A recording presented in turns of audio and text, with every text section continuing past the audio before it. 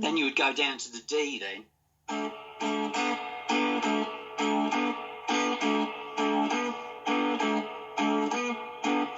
Then you play riff 1 again.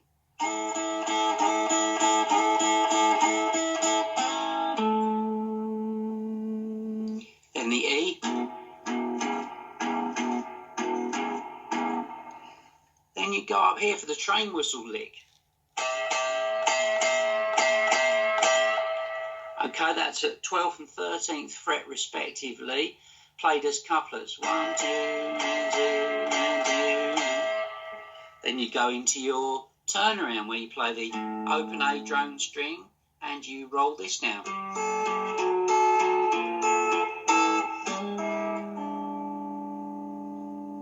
And that's how you play the solo section on lead guitar.